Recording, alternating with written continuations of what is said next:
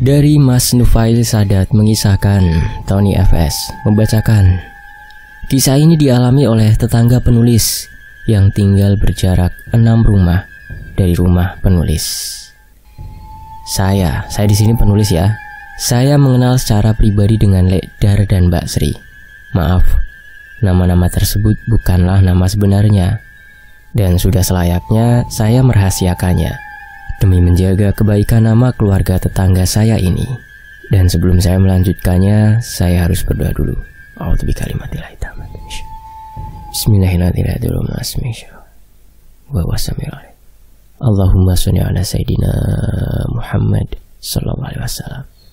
Ini dia selengkapnya. Diculik setan alas berdasarkan kisah nyata oleh Mas Nufail Sadat.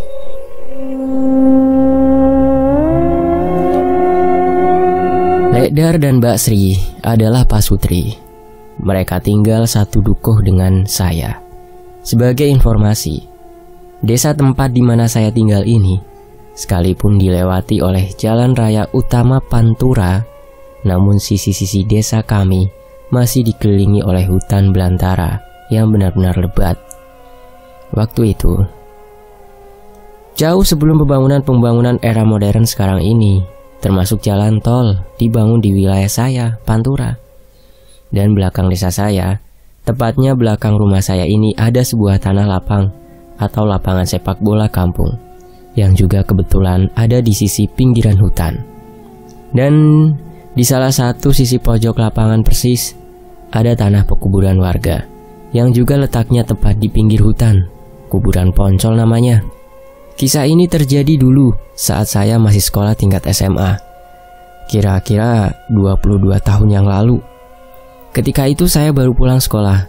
Saya mendapati ada banyak warga berkerumun di belakang rumah saya, lapangan dekat tanah pekuburan warga. Karena penasaran dengan apa yang terjadi, saya tidak langsung masuk ke dalam rumah, melainkan ikut berkerumun dengan banyak warga di sana, mencoba mencari tahu ada apa gerangan, dengan banyak bertanya sama para tetangga. Dari keseluruhan warga yang ada di sana, hampir semua mata tertuju pada tanah pekuburan di sisi hutan itu. Semakin penasaranlah saya, ada apa ya kira-kira? Saya bertanya dalam hati, kenapa dari setiap warga di sana tampak raut muka ketakutan dan kecemasan yang begitu lekat? Sekalipun hari sudah sore menjelang malam, warga masih tak beranjak dari tempat bermula mereka berkerumun. Masih dengan rasa penasaran, akhirnya saya tahu atas hal apa yang terjadi saat itu.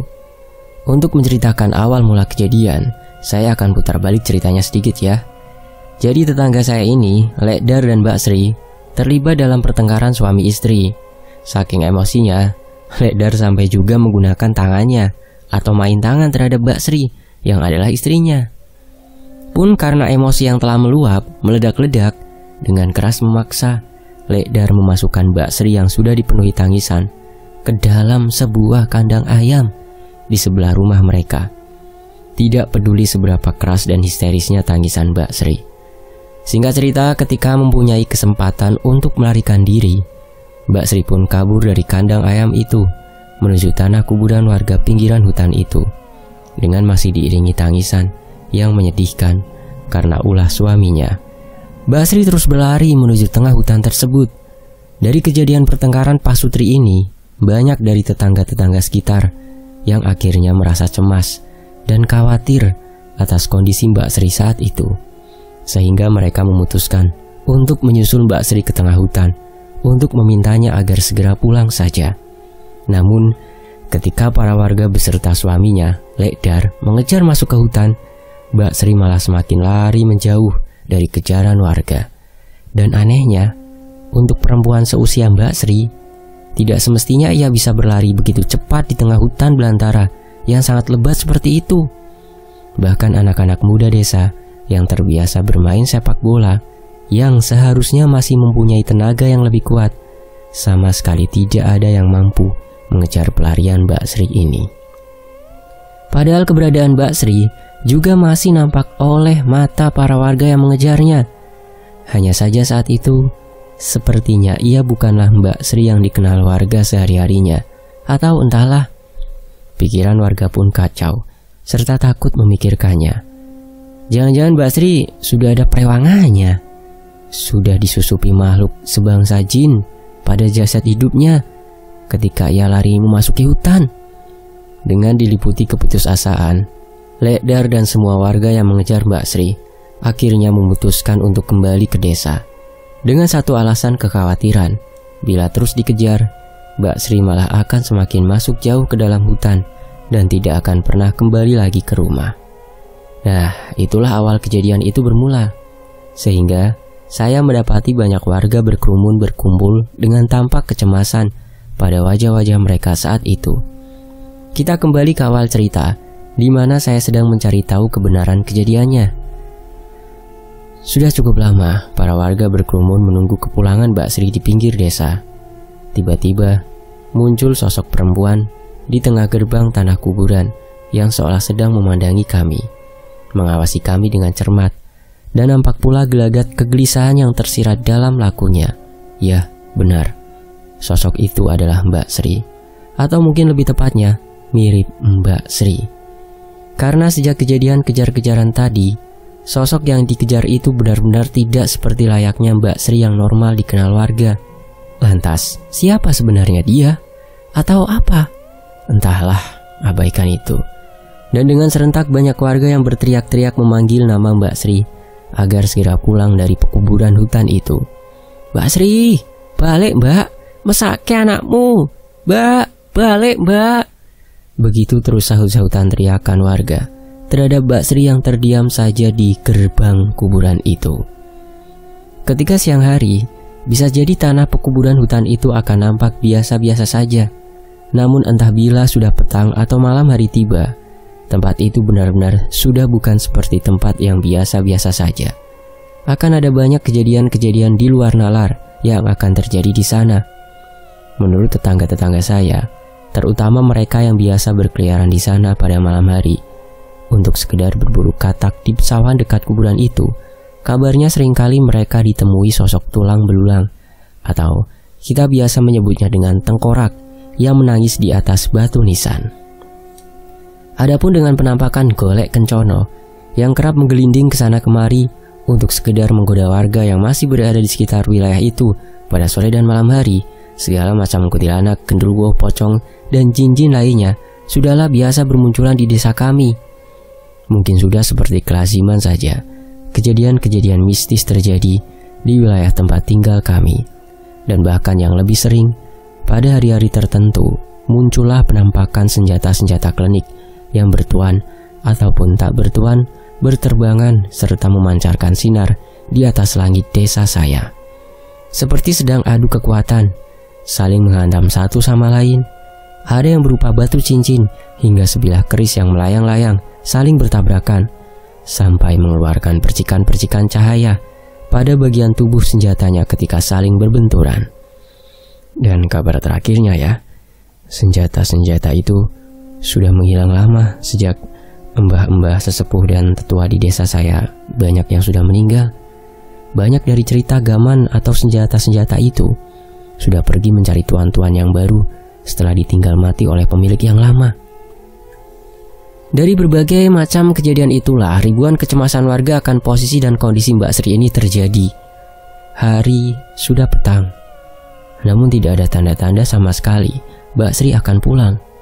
Nyatanya ketika warga mendekatinya, ia akan lebih memilih memasuki hutan kembali dan menghilang. Waktu sudah hampir tengah malam. Para warga yang tadinya ramai berkumpul di pinggiran kuburan itu satu persatu memilih pulang kembali ke rumah masing-masing. Adapun yang tersisa hanya sedikit, berharap Mbak Sri akan pulang. Begitupun Lekdar serta anak-anaknya yang tergolong masih kecil. Malam berlalu dan datanglah pagi. Saya berkegiatan selayaknya seorang siswa, tidur, bangun, berangkat sekolah, dan pulang kembali. Hingga hari sudah beranjak sore, saya pun telah sampai di rumah. Saya sempatkan mencari kabar perihal kejadian kemarin, dan hasilnya, ya, banyak warga yang masih berkumpul kembali di tempat kemarin mereka berkerumun, dan masih tidak mendapati perkembangan apapun. Pun bukan hanya warga asli desa saya saja, melainkan sudah ada banyak warga-warga dari desa sebelah yang juga penasaran akan kejadian yang sedang terjadi ini. Nampaknya kabar tentang tragedi ini sudah menyebar luas hingga ke penjuru desa-desa tetangga. Sudah seperti keramaian pasar malam saja di tempat itu. Sebegitu ramainya dengan bisik-bisik warga yang penasaran dan masih dengan raut kecemasan dan ketakutan di wajah-wajah mereka. Keadaan tidak mendapati perubahan sama sekali. Masih seperti kemarin. Warga mendekat, Mbak Sri kembali lari masuk ke hutan lagi. Dan bila mana warga kembali pulang ke desa, sosok Mbak Sri ini akan kembali muncul di depan pintu gerbang pekuburan hutan itu lagi. Begitu seterusnya. Hanya saja bedanya dari kemarin, sosok Mbak Sri ini sudah lebih tidak bisa dinalar lagi. Saat warga mengejarnya, Mbak Sri bisa bertingkah layaknya binatang monyet yang bisa dengan mudah memanjat pohon jati yang besar-besar tanpa kesulitan, serta melompat dari pohon ke pohon lainnya. Semakin takutlah sudah para warga yang terlibat pengejaran sosok Mbak Sri ini. Bagaimana tidak, sosok yang mereka kejar sudah benar-benar berbeda dari yang biasa mereka kenal. Sudah seperti makhluk lain saja. Apakah itu sosok Mbak Sri? Ataukah jin jahat yang sengaja menyerupainya? Dan bila mana itu benar adalah Mbak Sri, bahkan sepandai-pandainya orang naik pohon melompat antar pohon satu ke pohon lainnya, tidak mungkin bisa semudah dan selincah itu. Apalagi ia hanyalah seorang ibu rumah tangga biasa. Semakin kalut saja kecemasan para warga pada akhirnya. Hari sudah melewati waktu maghrib. Tapi warga bukan malah memilih pulang, melainkan lebih banyak lagi yang berdatangan untuk ikut membantu mencari Mbak Sri. Warga dari desa sebelah sampai desa-desa yang jauh, antara penasaran dan tergerak untuk ikut membantu menyelesaikan kejadian itu. Sampai pagi pun datang kembali. Hari ketiga, keempat, kelima, sampai hari ke-10, keadaan masih tetap sama. Bahkan kejadian-kejadian aneh dari sosok Mbak Sri ini lebih kerap mengisi keseluruhan kejadiannya. Semakin aneh, tidak bisa dinalar, cemas, tegang, bercampur jadi satu. Itulah yang dirasakan banyak warga di sana. Segala macam cara sudah banyak dilakukan. Dari kelompok-kelompok pengamanan sipil sampai kepolisian pun benar-benar tidak bisa melakukan apa-apa lagi. Sepertinya sudah saling pasrah, namun juga tetap tidak beranjak dan terus berkumpul di pinggiran desa saja. Banyak pertolongan dari warga-warga desa lain, dari memanggil orang pintar atau dukun sampai kiai atau ulama didatangkan di sana. Kiai dari kota Pekalongan sampai kota Semarang juga sudah ada yang didatangkan di tempat kejadian, berharap keajaiban datang sehingga Mbak Sri bisa pulang. Rupa-rupanya kejadian ini sudah benar-benar menyebar luas sampai ke berbagai wilayah. Saya sendiri entah sudah tidak berpikir ini adalah suatu hal yang lazim, sekalipun juga kerap berjumpa hal mistis di desa saya. Ini sudah di luar batas pemikiran banyak orang yang ada di tempat kejadian.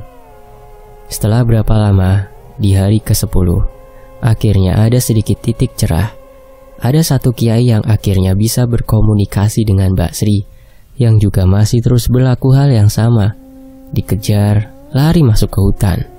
Dan ketika warga kembali ke desa, ia muncul kembali di gerbang kuburan. Sang kiai berkata, sosok Mbak Sri ini muncul di kuburan itu hanya sedang berusaha mengincar anak-anaknya untuk ia bawa pergi bersamanya. Karena itulah, ia kerap kali muncul seperti sedang mengintai warga desa, dengan pandangan seperti layaknya harimau yang hendak menyergap mangsanya. Terang saja, seketika banyak di antara warga langsung menolak permintaan itu, mengingat sosok Mbak Sri ini sudah tidak seperti layaknya Mbak Sri yang seperti biasanya. Dan segeralah Lekdar dan para warga terpilih untuk menyembunyikan keberadaan anak-anak Lekdar dan Mbak Sri ini. Semakin mencekamlah keadaan selanjutnya. Sama-sama saling mencuri kelengahan, tegang dan menakutkan. Mbak Sri mencari kelengahan warga untuk mengambil anak-anaknya. Warga juga berusaha mencari kelengahan Mbak Sri untuk bisa menangkapnya. Terus hingga lagi-lagi malam pun melewati kembali. Hari ke-11, keadaan semakin mencekam dan menegangkan. Bagaimana tidak? Sosok Mbak Sri yang menampakkan diri sebelumnya kali ini muncul dengan wujud yang sangat berbeda dari yang sudah-sudah. Wajah yang nampak kemarin-kemarin kini berubah menjadi seperti perpaduan antara manusia dan siluman. Separuh dari wajah Mbak Sri kini nampak lebih menyeramkan, berwarna merah. Sesekali menyeringai aneh dan menakuti warga yang masih di sana. Dengan gerakan-gerakannya yang juga semakin liar dan aneh pula, semakin membuat ketegangan dan ketakutan para warga menjadi berlipat ganda. Walhasil warga yang terlibat sudah tidak ada lagi yang berani merangsek mengejar Mbak Sri masuk ke wilayah kuburan hutan itu. Mereka lebih memilih untuk tetap berada di sisi desa saja. Dikhawatirkan bila memaksa mendekat, malah akan menambah korban warga yang lain. Hanya menunggu dan terus menunggu, sembari tetap waspada. Sekali lagi saya kabarkan bahwa tidak ada pengurangan warga dari hari ke hari, yang ada malah semakin bertambah. Warga-warga desa lain yang berdatangan, yang mungkin penasaran akan kisah yang terjadi di desa saya ini. Namun lagi-lagi mereka hanya bisa menonton sambil saling berbicara, kasak-kusuk, menerka-nerka, tanpa alasan pasti perihal kejadian ini saja, dan tetap tidak ada yang bisa dilakukan atau berani mengambil langkah apapun sama sekali. Singkat cerita, hari ke-13 masih tetap dengan keadaan yang mencekam. Tiba-tiba hari itu, sosok Mbak Sri sudah tidak muncul lagi, tidak menampakkan keberadaannya lagi, seperti tiba-tiba hilang saja, dan kebingungan warga sudah pasti lebih bertambah kuat. Di mana Mbak Sri? Di mana Mbak Sri? Kemana dia? Sebelum akhirnya pasrah, warga pun bersepakat untuk sekali lagi memberanikan diri terakhir kalinya, mencari Mbak Sri dengan masuk ke dalam pekuburan hingga jauh ke dalam hutan itu. Dengan penuh kecemasan, ketegangan dan ketakutan, warga berduyun-duyun merangsek masuk ke dalamnya, sampai ke sisi-sisi yang benar-benar tampak angker dan menyeramkan. Sekalipun waktu masih siang hari, warga menyebar ke segala penjuru hutan, namun tidak ada satupun yang berhasil menemukan tanda-tanda keberadaan sosok Mbak Sri di dalam sana. Dan akhirnya, waktu sudah menampakkan tuanya. Warga yang terlibat pencarian memilih segera kembali ke desa.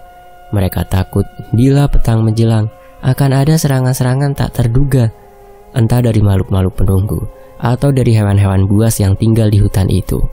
Kembalilah mereka ke desa dengan hampa dari tanda-tanda yang melegakan sama sekali. Sudahi saja, mungkin sudah tidak ada kesempatan lagi. Mbak Sri sudah hilang. Dengan berbagai cerita kesedihan yang kuat merebak, satu-satunya yang akhirnya bisa diterima seluruh keluarga dan warga hanya pasrah dan ikhlas. Seketika saja menjadi sunyi di tempat itu. Banyak warga yang akhirnya memilih pulang karena hari sudah menjelang petang. Dan sepertinya memang benar-benar sudah tidak ada harapan lagi. Menyisakan sedikit saja orang-orang yang masih bertahan di sana. Itu pun hanya beberapa dari keluarga dan warga asli atau tetangga dari Lekdar saja. Masih di hari itu, 1-2 orang warga desa dikejutkan dengan kehadiran sesosok perempuan dengan pakaian seperti layaknya keseharian warga desa, berjalan memasuki desa. Baru saja turun dari kendaraan umum, sambil menenteng bungkusan plastik kresek berisi beberapa buah-buahan, berjalan pelan dengan senyum di bibirnya, menyapa orang-orang yang dilaluinya dengan tenang, terus berjalan saja. Namun, beberapa orang warga yang dijumpainya ini tiba-tiba merasa bingung, takut, dan tak habis pikir dengan siapa sosok perempuan yang dijumpainya. Saling memandang antar warga seketika, sehingga pun nampak wajah-wajah kebingungan di antara mereka. Ya, sosok perempuan yang sedang berjalan tenang ini adalah sosok Mbak Sri. Perempuan yang selama ini membuat gempar hampir seluruh warga desa setempat, hingga warga desa-desa lainnya. Total 13 hari menjadi topik pembicaraan banyak warga di sana. Tiba-tiba muncul berjalan kembali ke rumahnya, dengan tanpa ada tanda-tanda atau indikasi seperti telah mengalami hal-hal aneh yang terjadi padanya, seperti biasa saja. Tidak ada berita apapun yang terucap dari mulut Mbak Sri, seperti benar-benar tidak terjadi apa-apa kepadanya. Dan dari kebingungan Lekdar serta semua warga, akhirnya salah satu warga desa memberanikan diri bertanya. Sri, kowe seko ngendi sebenere? Kamu dari mana? Kok yo menghilang berhari-hari? Ih, aku baru saja dari Pekalongan ya mbak. Ini boleh oleh buah saja. Entah rasa syukur atau apa yang bisa diungkapkan warga. Yang jelas kebingungan masih saja merambah keseluruhan warga yang ada di situ. Ngaku nih kadi Kalongan ki, Mbak Sri nih. Ya pada kenyataannya sepertinya Mbak Sri sendiri seperti benar-benar tidak mengerti akan keributan yang beberapa hari itu terjadi. Beliau seperti tidak mengalami apapun kejadian aneh tersebut. Ia bahkan seperti tidak pernah pergi dalam waktu yang begitu lama. Jadi siapa sebenarnya sosok yang selama ini menghantui warga di tanah pekuburan hutan itu? Semakin membingungkan saja. Dan benar-benar tidak ada jawaban serta penjelasan yang pasti sampai detik ini. Melainkan desas-desus yang mengatakan bahwa sosok Mbak Sri ini memang benar kabur dari rumah pada saat awal kejadian itu. Namun ketika ia memasuki hutan pekuburan, rupanya ia juga telah diculik dan dibawa oleh makhluk penghuni wilayah hutan itu yang juga bersinggungan erat dengan para jin yang menguasai wilayah pantai Ngebum di daerah kota Pekalongan. Udah ada yang pernah wisata ke pantai Bum Pekalongan? Selamaran? Komen ya. Ya, yang katanya di wilayah itu adalah juga ada banyak para korban-korban keusilan dan kejahatan-kejahatan jin-jin penguasa alas roban, termasuk dari kejahatan jin-jin lampor yang kerap kali membuang korban-korban penculikannya, ataupun pelaku-pelaku pesugihan di wilayah alas roban ini yang akhirnya berakhir dengan tipu daya sang jin penguasa alas roban menghilang. Ketika dicari keberadaannya, acap kali bisa ditemukan di wilayah pantai Ngebum di kota Pekalongan. Hanya saja bila memang beruntung, si korban kemungkinan bisa kembali, namun bila tidak, walhasil dia akan selamanya tinggal di dunia para jin ini sampai kelak kiamat datang. Hingga saya tulis kisah ini, sepertinya Mbak Sri memang tidak benar-benar mengerti kebenaran yang terjadi, atau mungkin memang sudah memahami, tapi mungkin sengaja dirahasiakan saja oleh beliau. Wallahu a'lam bishawab. Hanya Tuhan yang tahu sebenar-benarnya kebenarannya. Selesai. Terima kasih teman-teman yang sudah menyimak kisah ini di sini di Tony FS. Dan tentunya buat Mas Nufail Sadat, makasih banget ya Tony FS mengucapkan. Salam salut. Wassalamualaikum warahmatullahi wabarakatuh. Sampai jumpa ya teman-teman ya di kisah lainnya. Tetap di Tony FS. Alhamdulillah.